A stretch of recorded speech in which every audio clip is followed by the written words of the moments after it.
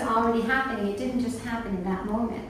And so we have an opportunity to go into the emptiness, to go into the void, and to go into who we truly are, which is the essence of divine union. And that is the energy, the energetic portal that we're in right now. And so when we honor these two candles, we're honoring that duality that we chose to come into, but at the same time, we want to be in unity, right? That's our intention, to go into unity. If we visualize the Garden of Eden, we have the tree of life and the tree of knowledge of good and evil. But they're not two trees, they're just one tree. They're two ways of living. We think they're two trees, but they're actually one tree. So we actually live as the tree of knowledge of good and evil, right? But we really are the tree of life. And so these candles symbolize that reality of us being in duality, wanting to go back into unity, right? And so when we light these candles, the flame represents the active presence of the divine feminine. We can call her Shekinah, we can call her Sophia, we can call her Shakti, we can call her Magdalene. And this fire actually helps us bring up the waters. We have water here, right? This is the water, right? So when we connect with Mary and Magdalene, we bring in a lot of water energy, the feminine energy. We are in Avalon, right?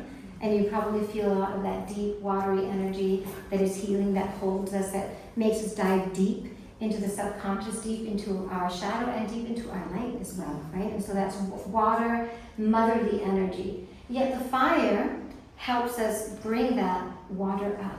And when that water rises, it's purified. It rises into the heart center, it opens up the heart center. And so that water is creating with love, it's creating with unity. It's not creating with anything that we're holding that could be traumatic, that could be painful, right?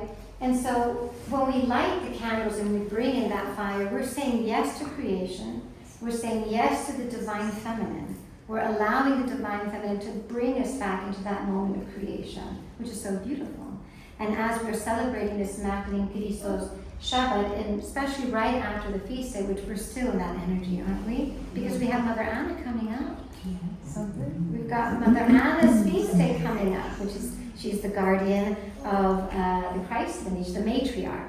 And so her feast day, which also is also my saint day, right? That's why I know it. Her feast day is coming up, so we're like in the middle, right? So we've got that beautiful Magdalene energy with the beautiful, wise grandmother energy as well. And so we're still in that portal. So when we light the candles, we're not just lighting them because we're performing a beautiful and ancient ritual. We're lighting them because we also want to bring that light into our lives.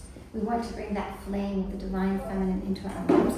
And again, remember, that flame is creation. That flame is alchemy. That flame is the power of the feminine to create and constantly create. And when we bring these candles together at the end, you will feel that essence of unity birthing something new. So we're going to light them